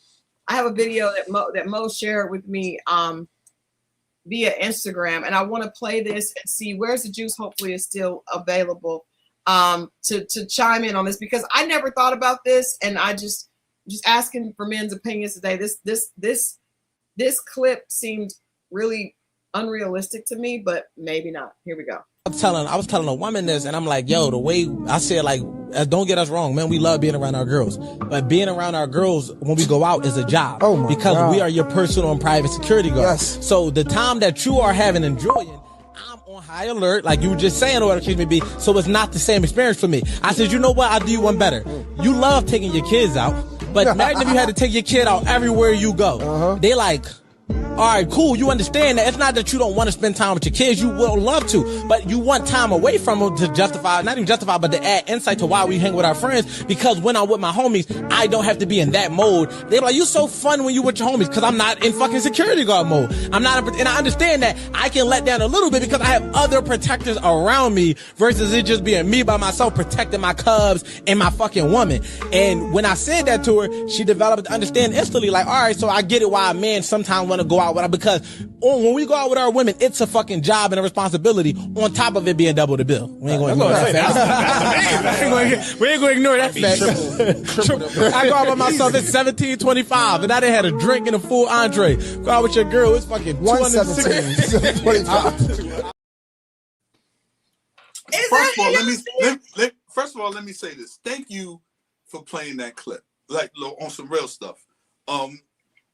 Because I sent it to you, but I wasn't sure if you saw it. But that's real. And what I like about this brother is he articulates men's feelings very, very well. This is a young brother out of Philadelphia.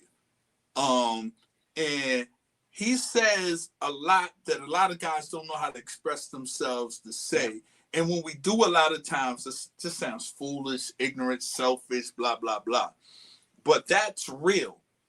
And even as a man, you don't even realize that's what you were doing, and that's why you want that escape.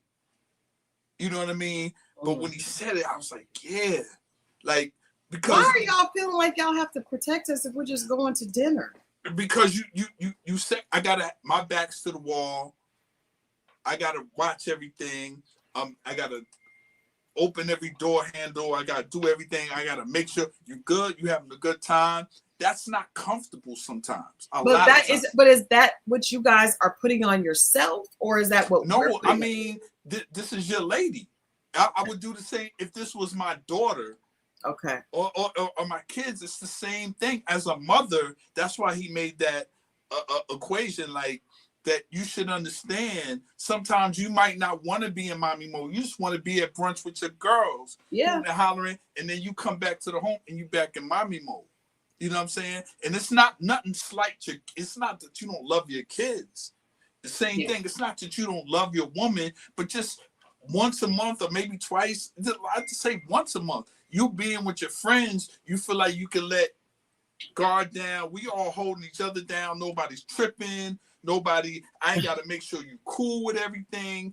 If I don't say that, yo, you all right? You cool? Or just that kind of thing. And it is something. It's not heavy, but it is a presence there. And we just want y'all to know that. And this brother articulated that very, very well. And I appreciate that. And I appreciate you putting that up there. I do want to know who. I think that's just, maybe it's just a man thing and we don't understand. Because I do know every time I want to provide and protect it, right? They don't want us. They want to have their back. They don't want their back to the door. None of them want their back to the door. Right. I don't know what they're gonna do. You know what I'm gonna do? Well, I don't know how to shoot. Gun boss said he's gonna take me to the gun range. The next time we go out, I'm gonna tell him, give me the gun and I'll protect you and you can relax. Let's see what happens. Can't bring your gun into most places, but it's just about that's your woman. And here's the thing, y'all constantly say provider and protector. When I'm out with my friends, I'm not being a provider or a protector. You know what I mean? We take turns giving rounds. Take turns. Yeah. I don't take turns with my woman. You get the first drink. We don't do that. I don't do that. With her, I'm not making sure everything's straight. When she goes to the bathroom, I'm watching her walk down there, making sure she's straight. She feels comfortable. She comes back. You all right? If my friend is feeling grumpy, I'm like, hey, brother, you all right? You cool? But you realize that the thing is, when you guys aren't there, we go to the bathroom just fine. Don't tell me that. Tell yourself that. We know that, but obviously y'all say it. I want to protect her. Okay, so we get into that mode when we're moving. We're walking around. Let me walk in front of you to clear the way so you can see, or walk behind you so no man is grabbing you. Like, this is a job. Okay. Well, I mean, I appreciate that, brother. I appreciate you giving some, because I never knew that men felt like they had to be. But I can see it when I think back to, how Adrian and I are when we go out, what he is constantly focused on, not just me, but if we're with if there are other females around, he's doing that as well. Yeah, but if he's with me, him, this person, he's not on that type of time. Yeah, that's true. And he can relax a little bit more. Okay. I mean, hey, I when you're right, you're right. That's not what next week, ladies, we'll tell them what we're trying to do. I don't know. I'll think about it and we'll talk about it next week. But I get that they have that type of thing. I'm sure I'm going to the range, but first of all, gun boss, Mo, are you frozen? Mo is frozen. Because I was like, why is he just sitting there like that? Something happened. He's frozen. My husband is a master shooter. He shoots better than probably 90% of people in the world. He was a sharpshooter. He probably is the best person to teach me how to do that. I don't know, but you were frozen. There you are. You're frozen. Let me kick that one from this. It was frozen. Yeah, I was like, the other one. Why is he doing that? Why is it like that? That was it just went out. I had to go back in, but whatever. Yeah, he does have a bunch of daughters. He does stay on. He had to stay with his gun out. So sometimes to be with your men, that's probably the most, and it, you feel more relaxed. Everything's down. You could, whatever. Yeah. The only time a man doesn't feel like that when he's with his woman is when he's home. And that's why we like to have things at the house. Damn it! There you go. There we go. All right, let's get. Oh, and what are you guys playing spades this year, Mo? I don't play spades, man. I told you that. I play Uno. We'll have to have an Uno champion. I'm at the kids' table playing Uno. I don't play spades. Spades. All right. Yep. Hey, spades get serious around these parts. Hey, I don't like that. It gets super serious. All right, you guys. I want to wrap up my story from last Wednesday. If you guys remember, we had Nicole and Robert. And I want to say the crazy thing about this is probably 90% of the people in the chat were right. I was like, wow, they already knew what it was. Okay, so Nicole and Robert get married and he's working. Kind of speaks to what we're talking about today. He loses his job. He's freaking out. He's going crazy, thinking that she's going to abandon him, kind of acting, just doing the most. She tells him, I got your back. It's okay. And he's super relieved, very, very relieved, because he's kind of started acting out in a weird way when he lost his job. We all know that men like to be able to provide and protect, and so he didn't feel like he was going to be able to do that. She assured him that she had his back, and she was, willing to help, got a job, helped him out. He gets a job, everything is fine. Then he starts going through it again. This time, she thinks maybe something happened at the job. Everything is fine. Later, everything is fine at the job. He's freaking out with her. his attitude just changed, being very disrespectful, just treating her badly, right? Emotionally abusive, right? Then she finds out that he lost his job again, right? So she's trying to figure out what's going on. He gives it to her, basically is hateful to her, blames everything on her. Again, I keep using the term emotionally abusive.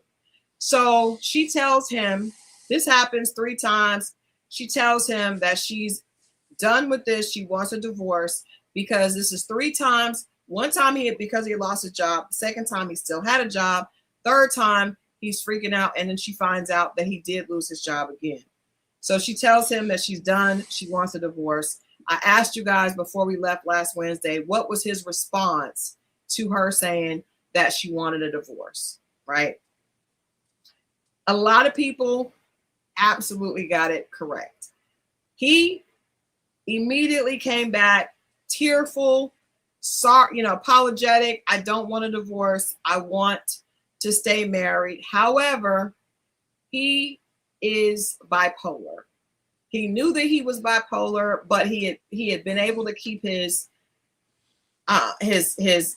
self leveled with medication. I didn't know that. That threw me off. Okay. He is bipolar. So he reveals to her, this is a secret that he's kept from her. They've been together for 2 years at this point. Because remember, in the beginning, they were together they got married after only being together 3 months. So he is bipolar. He did know his diagnosis, but thought that he was in a better place. And then the stress or just being married, he was not able to keep it together. And he acknowledges this to her. So her thing at this point is, I was out. Now he tells me what the real issue was. I see what the real issue was after 2 years of dealing with him dumping on me emotionally, losing 2 jobs. And this is all due to him not being able to keep himself leveled from being bipolar. Unfortunately, well, I don't want to say unfortunately. So she decided to stay. She did stay with him because he did come to her, shared with her the diagnosis, also told her that he wanted to, bring her into part of his treatment plan so she could understand it. Hey, Joda. So everybody, hey, you there? You guys were on it immediately with the bipolar. That went over my head. That is absolutely what was going on. And she did decide to stay. They've been together for 4 years. So far, they're still together, but they are in therapy, and she is a part of his. She knows everything now. But I remember thinking, I wonder if somebody shared that with a potential partner, how many people would stay if they knew their partner was struggling with a mental illness? I had a guy friend who was dating a woman who was bipolar, and he said he tried to stay in, but she would not stay on her medication. And it was just too much. They do have one. That has to be part of the deal. Yeah, but the problem is, and this is what he shared with me, he was like, the problem is the fact that they're bipolar means they're not thinking rationally. So when she thought, I don't need to take my medicine, I'm okay, that thought pattern is a part of the illness. So it's kind of like, I think I'm okay, but I'm not. I don't know if she said she didn't know if she would have actually stayed in a relationship if he told her that before they got married. But they did get married. Haitian Empress checks in an hour and 24 minutes in. When we first got on, we mentioned Haitian Empress and Edna. We were like, you know what? If somebody was like, oh, we're surprised that you guys are on time. And we said a lot of our chat is on time, but we know that Edna is going to come in late because it's Wednesday. Edna had Bible study. And Haitian Empress, if she chimes in, it's definitely going to be later. So first of all, that's what Edna's telling us. I believe Edna's at Bible study. But now think about it. That might be true, and we'll get to that later today. Now here's the other thing: for all you scammers out there, I know what you're thinking. And don't do it.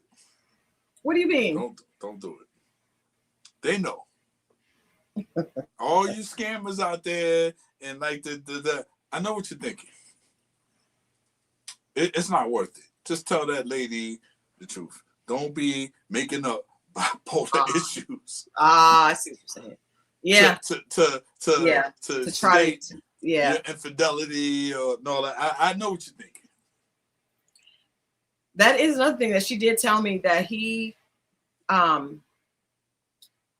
before they got together. Now, this hasn't happened in the 4 years, but she's aware that it could.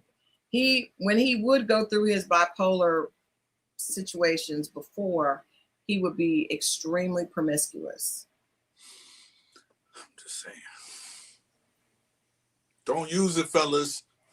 I know what you think. The fact that you immediately saw it out. We know that you've changed, Mo. I'm just saying, we know that you recognize the BS. But yeah, I was I was really shocked that so many people in the chat knew exactly what was going on with that. Because when she told because I didn't even. That was the first thing from my mind. Yeah, Joe, you're right. Well, actually, you know what? Jennifer Lewis says that she's bipolar. That was the first person that came to mind. And she also has talked about being extremely promiscuous in her past. Hey, man, I just heard a story today about her. What did you hear? I guess I could say it because he put it out there. Brother Dion Cole, when they were on the show Blackish. Is it Blackish? Yep, Blackish. Yep. And you know, like on Mondays they do table reads, right? They go over the script. Everyone's at the table, blah blah blah. And she whispers to him, "Hey, pull it out while they read, while we going over these words." He was like, "What?" She was like, "Pull it out onto the table." He was because they was like, she is the wildest woman, like on the set of Blackish. Like she would say some of the wild, and she whispered to his ear, and he was like, "Say what?" And then again, you can look it up.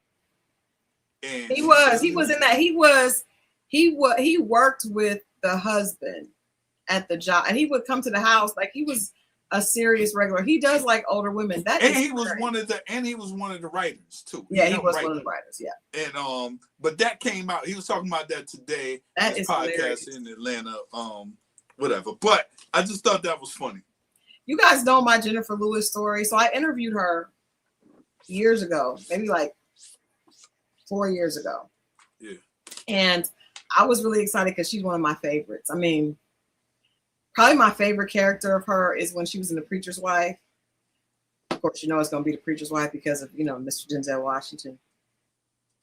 My love and respect and honor for him. But in any case, there's a scene where she's like, "That's a good-looking man. Your daddy was a good-looking man." Like, oh, she's hilarious. Her and Whitney Houston and Denzel, it was everything. That's my favorite Christmas movie is The Preacher's Wife. What my favorite movie. Anyway, you asked me one woman to bump Gail, but just for the night though. Gail, I'll take serious. But for the night, I'll take Jennifer. I'm not doing one night stand. The older woman. If I could put that out there, I'm just saying. I'm talking about to this day. Something about that lady. Is it because you think crazy in the head, crazy in the bed? Is that why? That's exactly what I think. I know. It is the best soundtrack. It is. Hey, Linda. It is the best soundtrack. You were here early. You left us a message earlier. Thank you. First of all, that was not the best soundtrack. What? What soundtrack was this? The Preacher's Wife. It was a very good soundtrack. Hell no. It was good. It was gospel. You probably had no use for gospel music at that time in your life. I ain't really got that much use for it right now. But well, I know the word. I don't need them to sing it to me. Well, I like the worship and I like it. But in any case, how did we get here? So I was telling y'all my Jennifer Hudson story. So I had to interview her, but she was on set shooting this series. And so her publicist said, Jennifer asked, she wants to do the interview because it was for a cover. She asked, could she have your phone number? So usually you don't have the talent's actual number. They don't get your number.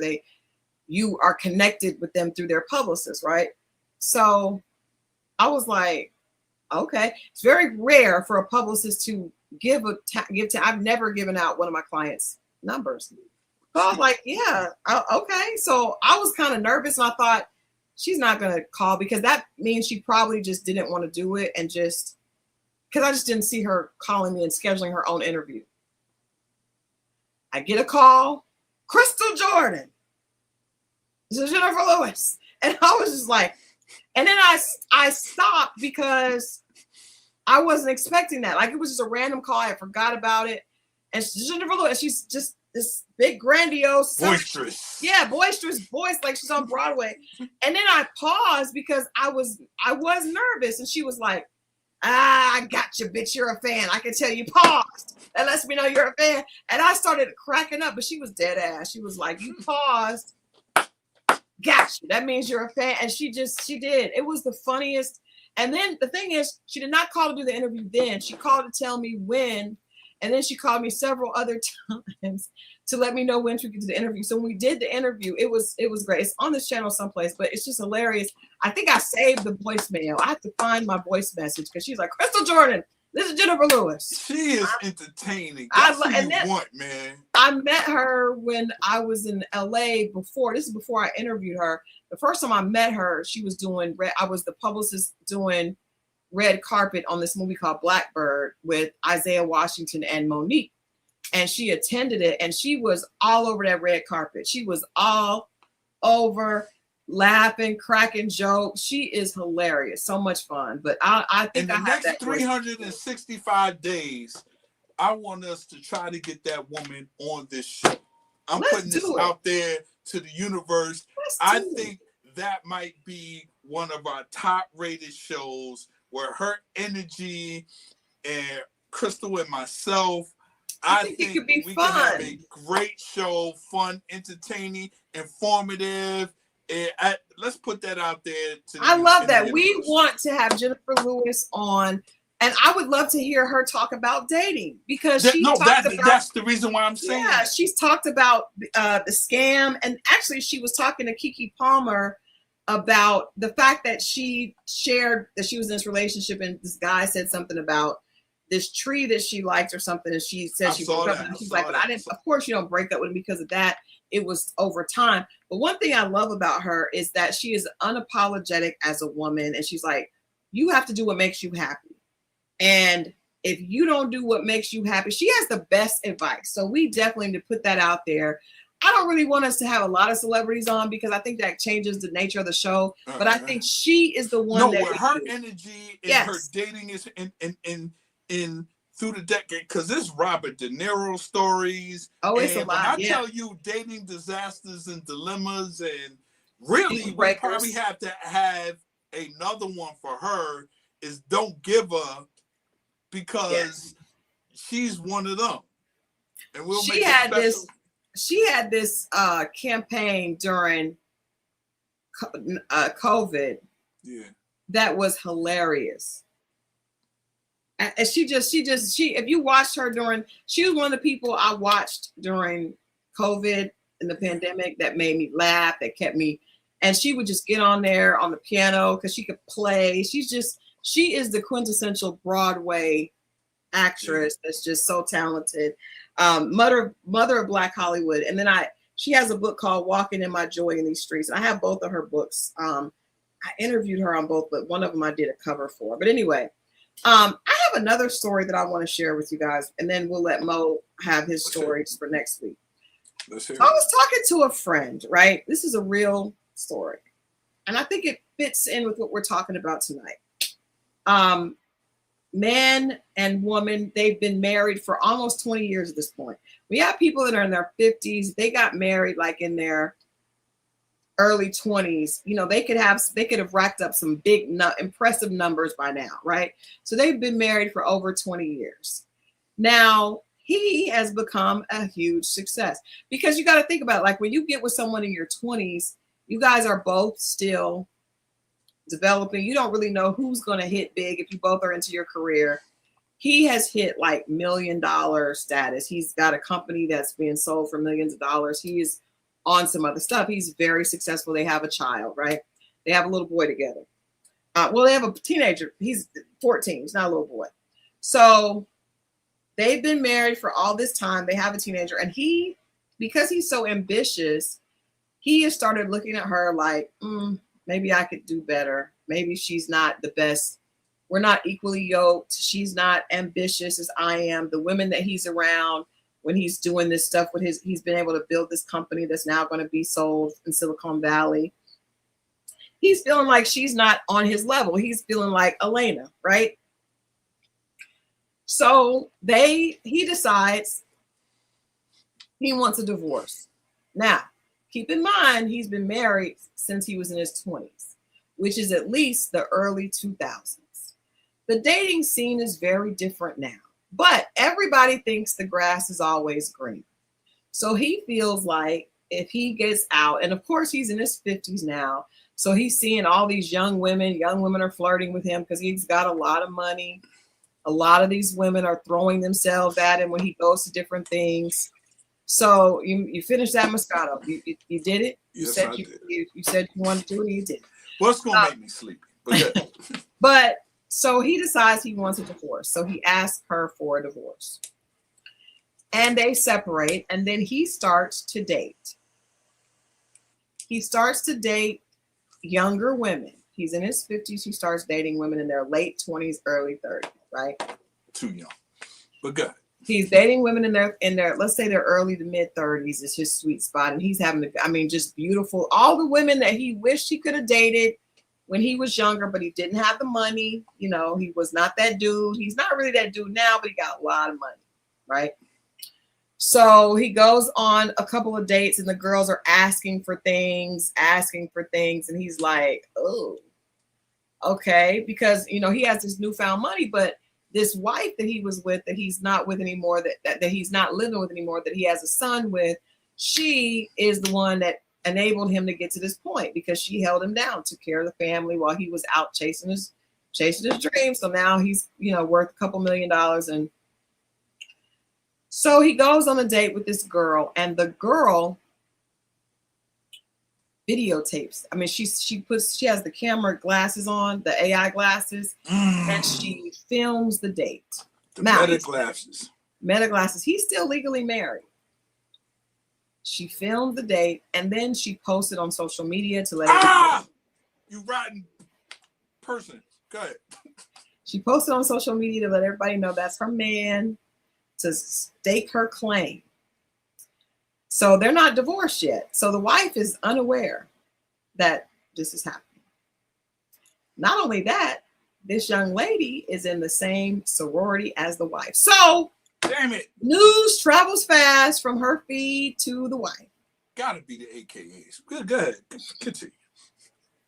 Who else? Anyway, so the wife finds out. So he is shocked because he's not used to this. He didn't even know that she was filming him. She puts on it on social media. This is my man. He's doing this. He's taking me here, and this is this, to make it look like they're actually in a relationship. He asked her to take it down. She says no. She puts him on blast. She puts him on one of these pages and tells everybody that he's been after her for all this time, and now he's like, she just starts going crazy. He comes to me and he says, Christal, I did not know. I want to go back to my wife. I thought that it was going to be better. This girl is fine as she can be. And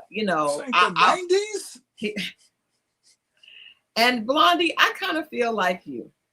That is kind of what he gets, but because he's a friend, I did feel bad for him. So he is in the process now. After the girl, he had to take out a restraining order on the girl. He is in the process of trying to get his wife back. She is not sure because she had finally gotten used to the fact that they were getting a divorce. First, she was like, no. But then she was like, well, okay. And then after, of course, he became very apologetic after this young girl put him out. He tested the waters. He didn't know. And sometimes if that's all you ever had, you think there's more of that. He didn't know. And I'm not making the excuses. Please don't, because it sounds like you're making an excuse. No, I'm just saying that's one way to look at it. I get it. I'm one of these people. You mess up like that, it's going forever. They have a 14-year-old son. I'm not a friend of the wife. I'm a friend of his. Yeah, however, they have a 14-year-old son. And I think I'm concerned because a 14-year-old son finding out, because he probably is privy to what happened on social media. Because, you know, when you have something go viral or go, you know, which it kind of did, the son is 14, which means he's very, very social media savvy. In fact, yesterday was social media day. I didn't even know that till I was on the news and they were talking about that. But I don't think, if I was the wife, I don't know, because you can't put yourself in that situation. But I told him. What we just had a conversation about earlier about being in your 20s. Yeah, he needed to be single. You see what I'm saying? This is the reason why I say, I don't say this to be mean. I'm saying this so you don't go out and make this. You get everything out. You travel. The key word is you explore. I agree with Haitian. She says I would never trust him. She may come back, but he will eventually divorce him and the son. And I respect that. I wouldn't trust him either, because I would think that you don't really love me. You just are back because you got burned. And he would have to, if she's not with it, he would have to eat that. That's just what it is. But I will hope that brother, hopefully the next time he meets a woman that he knows is solid and that got him, that, especially at that age, you're not going to get too many of those. It is what it is. That's what I'm saying. I think, and then you got to realize, and I wanted to say to him, he's around 55, right?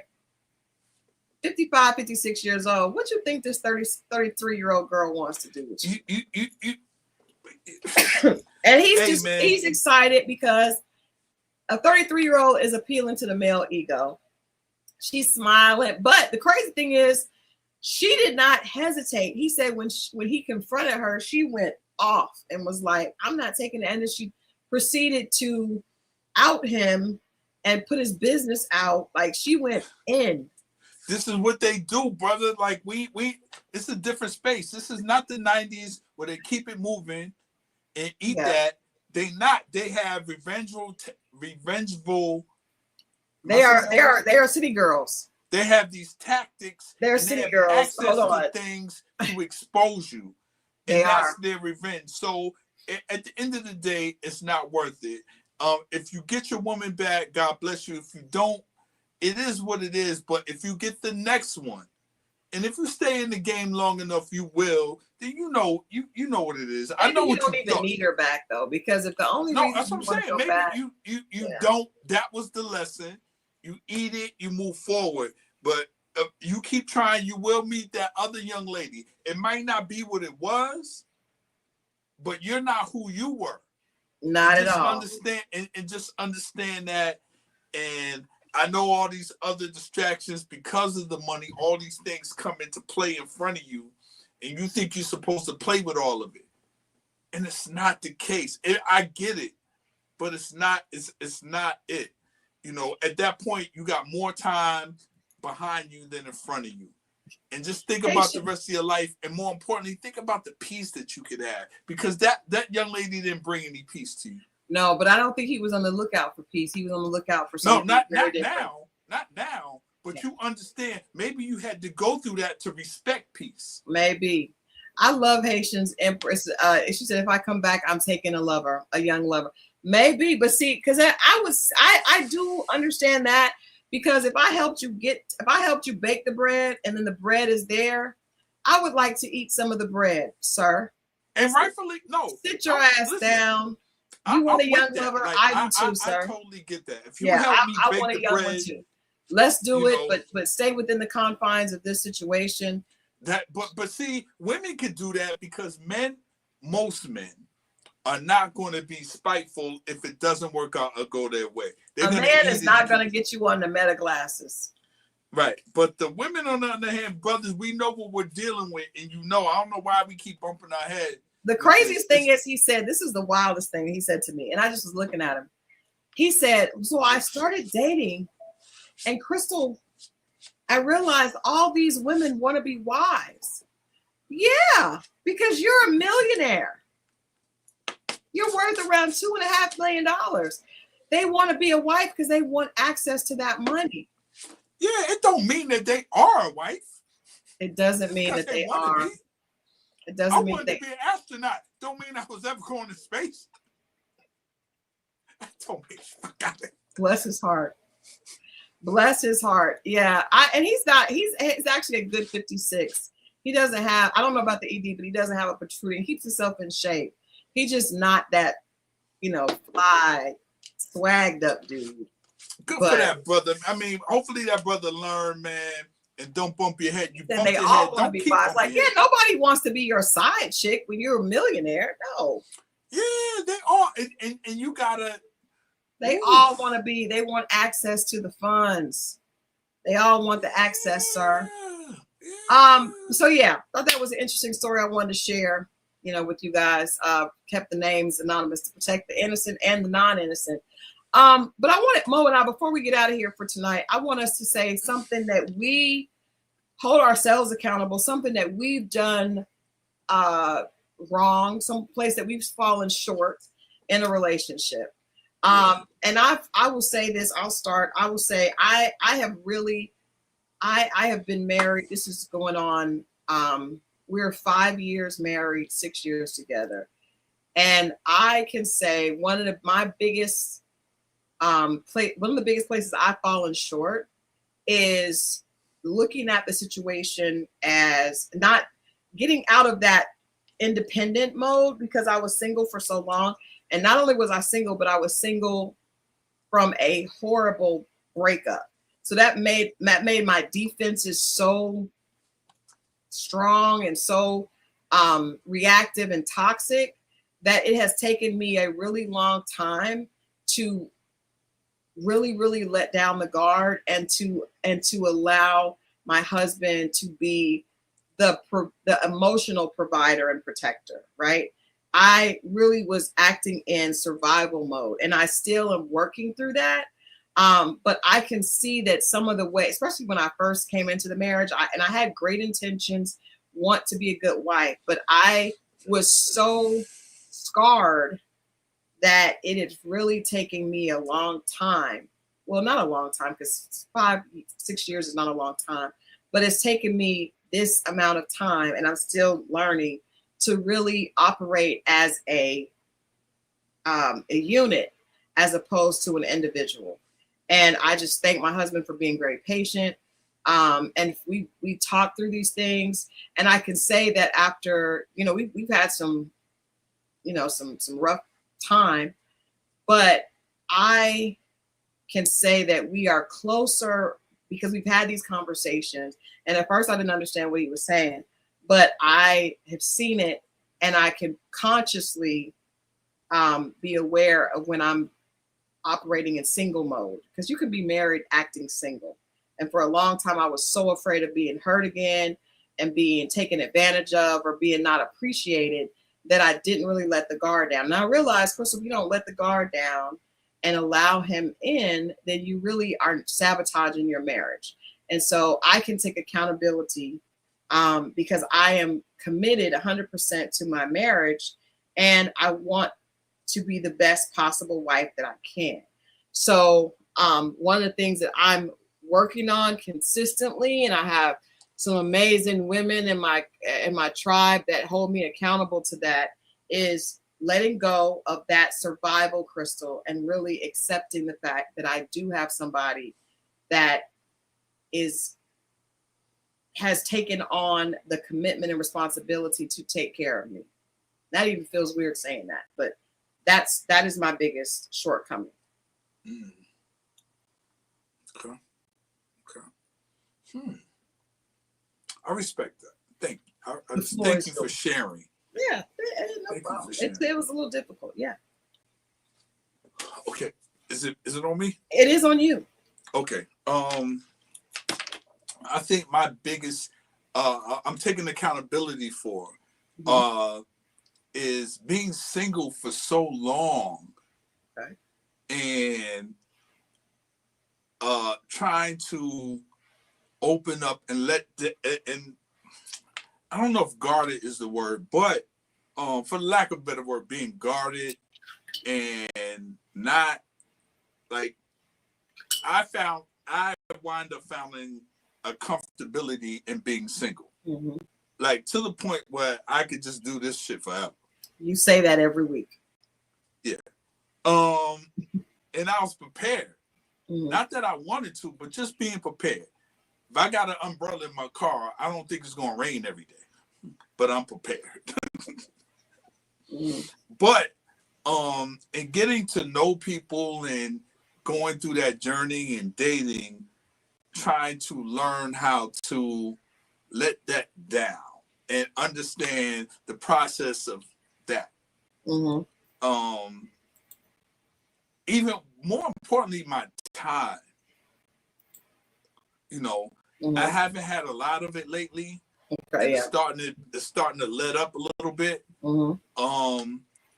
But you know, how would I divide that? Because there's certain things that I want to get done. Yeah. And there's certain things in the process of dating and getting to know someone that I have to provide time for. Mm-hmm. And in the past, those relationships haven't got me nowhere. I've gotten a lot further by myself. But could you admit this because it's been with the wrong woman? No, that's what I'm getting to. But I have to understand that sometimes it could be the wrong woman. It could be. You know, but then again, it could be the people demanding a lot more time than I'm normally not used to giving, even if I was in a relationship. Mm-hmm. I think there's me time, there's us time, and there's this time for life. Right. And trying to juggle that and balance that. And I'm trying to learn how to do that now. Mm-hmm. That's like fair. Right now. In real time. Fair, in real time and be fair to myself. Yeah. Be fair to if I'm talking to someone, dating someone, seeing someone, and then just, you know, I got a regular life that I got to put in work in for. Yeah. You know, and in this time, like I've been working extreme, and some of that's about to let up a little bit. Mm-hmm. And how do I adjust to that? Mm-hmm. You know, I just think that, you know, I got so used to saying, and I said this out loud, and that's why I have to be careful what I say. I've gotten more done without them than with them. That all the time. And that shouldn't. And me saying that, I might be putting that out to every woman. And I don't believe every woman is like that. No, but I think you've got to take some accountability for maybe not realizing. Yeah. No, that's what I'm saying. So I have to come in there understanding if there's the right woman, then like, yeah, she's going to get behind that and not hinder that. There you go. She's going to be supportive of that and not, you know, but, you know, I'm basing my future on my past, and that's not necessarily and that's right. wrong. Yeah, we can't look in the rear view. You would tell me that all the time. I'm trying to shake that. But you understand, in 7 years of doing that, I've been single for 6.5, almost 7 years. But maybe just don't say you're trying. Just say you're doing it. You're changing that. No. I'm doing, but just like it was a process to get in it. Yeah, me too. Like I said, I'm 6 years in. There's a process to get out. It's a learning curve. But you have to, like, for me, it's a learning curve, but I can't tell Adrian, hey, I'm working on this, and I have to show that I'm working on it. Now, he has stuff to work on as well. 1,000%. So I'm just in the mindset of when I'm out and I'm dating, I'm getting that I have to leave space for that. I can't close it off. I got to leave space because my dates be one and done, and they be like, yo, you work, how you have time for a relationship? And I get all that. You know, I was working 72 hours a week. Yeah. You know what I'm saying? I'm still am. Well, not now. It's about to free up a little bit better. But I'm still working 12 days straight, and I'm just like, but my time will be a little shorter. So I'm trying to work through it, you know, I'm not perfect, but I was doing what I thought was working, and it was working for that.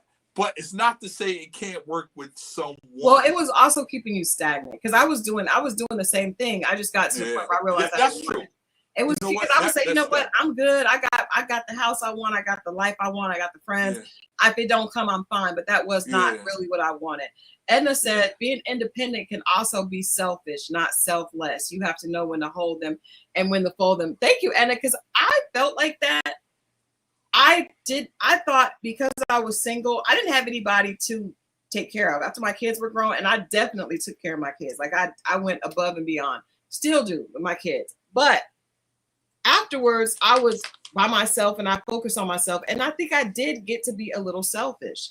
And because I was not in a relationship, I was like, Mo, I was not in a relationship for years and years. So it allowed me to really be selfish. I didn't see it that way until I got in a relationship. And then I was like, oh, yikes, I've got some, because it's all about what I want to do. It's not, I don't have to worry about what anybody else wants to do. It's all about Christal's goals, Christal's likes, Christal's dislikes. So do you believe like once you do that and you switch gears, it doesn't switch just because you want it to? I mean, you can want it to, and you can make strides to do it, but it's a transition. It's not just. But you have to be intentional, and I think no, 1,000%. Yeah, I had to realize. Oh, I think my biggest thing was I saw where I was wrong in the marriage. Now it wasn't wrong when I was single, but in the marriage, you cannot be selfish in a marriage, right? And once I got in a relationship, and I will say, trust me, Adrian has his problems as well. I'm not saying he's perfect. I'm just talking about myself because I can't hold him accountable for him. But I will say, because he was not single for the length of time that I was, he never got into that single self-focused, self-centric place. That can be a scary place because it's hard, it's comfortable, and it's hard to get out of that. And you see, and I remember I told my friend, I was like, I know with work, there's a return on investment. I don't see a return on investment in a relationship. I remember she looked at me like I was crazy, but I was dead ass serious. Like, I don't see a return because I was judging things by, I'm making more money, I'm getting more things done. And I wasn't judging by how fulfilled I was internally. Work will not fulfill you internally, but I was only judging money and progress. Yeah. And I was making a lot of money and progress single. And as I've been married, I am not making as much money because I am not focused totally on Christal. But I am learning that this feels better. Is who still in the relationship? Ironically, the friend that told me, that looked at me like I was crazy because I told her about that there was no return on investment. She was in a relationship at the time. Now she's not. And, things ebb and flow. But if you want to be the best version of yourself, you have to be willing to acknowledge your shortcomings. And so that's what we are about. And I appreciate Mo for, being willing to be vulnerable with me. I just kind of threw that at you, But I wanted to be vulnerable with, I think that's what we do here. That's different than a lot of these other dating podcasts, right? Is that we allow you guys to see us in our good and bad, funny. We make, we have fun, but we try to be honest, and we're trying to be better people. Hey, we're all trying to find our way through this world, man. Yeah. It's all good. Yeah.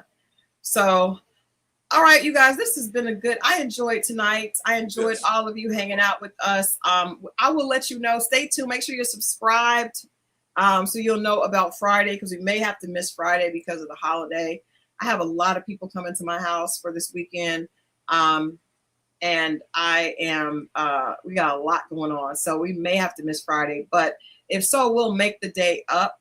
And, but be subscribed so that you get a notification and you'll know when we're going to do that. But, if we don't see you guys this weekend, this weekend, have an amazing holiday weekend. Regardless if it's just going to be you and yourself or you and whoever it is, just plan to have an amazing time, even if it's just watching Netflix and binging. And be safe out there. Do something to make yourself feel good. Do something to make yourself feel good this weekend. Come back and hang out with us, laugh, grow, learn, all the things that we do here.